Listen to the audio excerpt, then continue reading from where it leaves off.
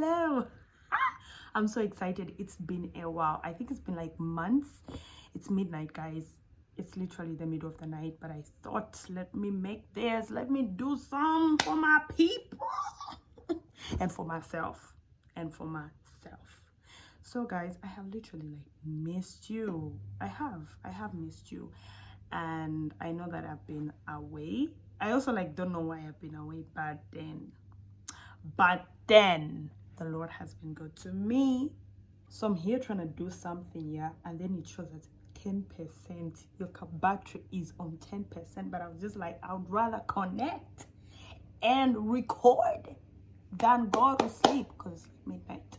But then I just want to share a story. I actually like had this recorded, but I don't know why I'm not posting that one.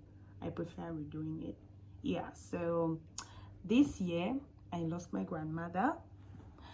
It was such a terrible moment because I always wanted to go see her. The last time I saw her was like years ago, and I wanted to go see her, but then sadly she passed. And when we went to the funeral, guys, this testimony, oh my god. Okay, but let's get into it. So like we go there, and you know, like I met my cousins, y'all know, like cousin. Yeah, so I met my cousins, and you know, it's not even the time to celebrate, though we are like happy to see each other still. Yeah, it was so sad because our grandmother was such a force. Oh my god, she was amazing. She got saved in 1960. Imagine that. Yeah. So and she used to encourage us. She used to pray for us. Every time she would call me to talk to me, she would always tell me to go to put God first. Yeah, English is not my first language. Yeah. But as I was saying, just a disclaimer, guys, I have never seen anything like what happened at my grandmother's funeral. So my mom and her sister, they're only the two of them, got to mourn their mother, and as their kids follow. And oh my god, their cousins, my mom's cousins, my mom's uncles and aunties literally turn against them because my grandmother used to stay in Solwezi town. Yeah. And their cousins and their uncles say, no, we can't bury her in Solwezi town. We can't bury her body in Solwezi town. We need to take it to the village. We need to bury her body in the village. And then like me and my cousins, but where I come from, there are no cousins. I only have sisters and brothers. Are like, it didn't just sit well with us. Like, what's happening? Why do they want to do that? You know, because her husband is buried in Solwezi. You know, this is where she made family. You know, it was just shocking because she's been in Solwezi town since the 60s, you know, and then why do you just suddenly want to take her corpse to the village to do what, you know? And you know, African tradition, there's just a lot that goes on, and it just didn't sit well with us, the grandkids and her daughters, my mothers. It just didn't sit well with us, and us being spiritual people just, you know, couldn't take it lightly, you know. So what happens, guys? The church actually tries to intervene, goes to talk to them like, no, why do you want to take? Because people actually want to attend her burial. People have traveled, like some of us, me and my dad and my siblings. I think we are the ones who like traveled from far compared to everybody else. Like traveled from like Lusaka to like Solwezi, and like people have traveled, they've moved just to come and attend her burial. Why do you want to take her to the village? Because there they refuse that. No, we don't want anyone to follow.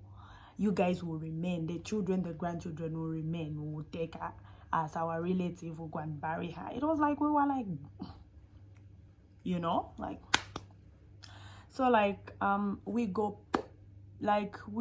got very worried. But then my mom just said, you know what, let them do what they want, because like we just wanted peace at the end of the day. But then even in that wanting peace, our Mwandi, the decision they made didn't sit well with us. What did we do?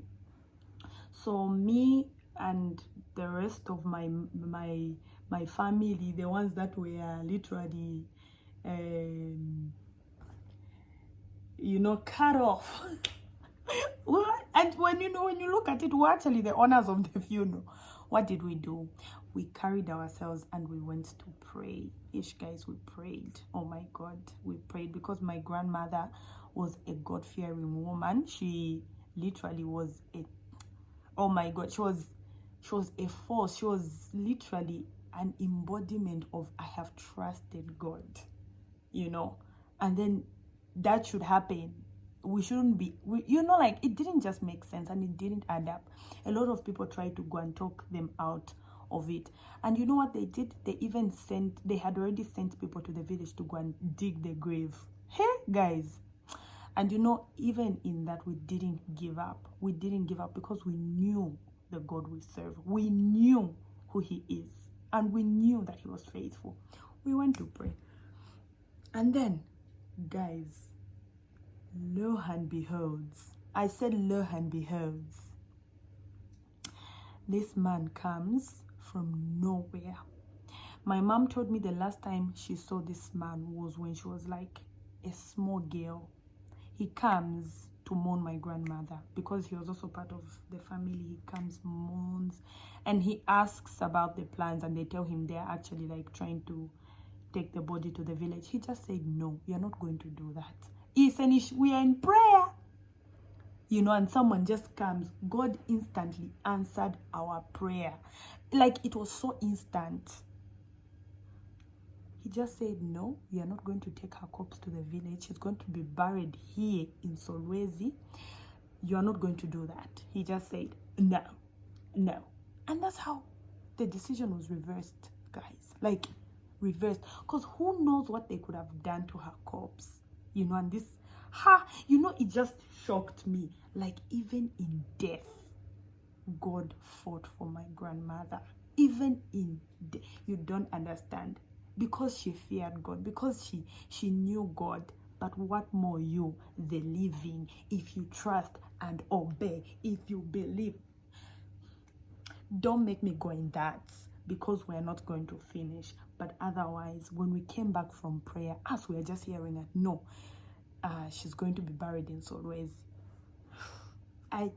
My life was never the same, because that testimony, even till now, it touches me. And how even in death, she still is a testimony. She was still a testimony. Just like, still like, you know, I'm still in awe. What more you? Oh my God, if God can fight even for his people who, you know, like, it's just the body doesn't have a spirit, and he can fight for that body because the spirit that was in that body trusted upon the Lord. Even the body, what more you who has life for? Are you playing with me? Like, trust in him. No matter what it is that you're trusting him for, he will come through, because he always does. I saw him come through for my grandmother's corpse. Literally. Why? Because she trusted in the Lord. Hey. Anyway, I gotta go. But I hope I encouraged you. And God bless you. Bye. Until next time, I gotta go.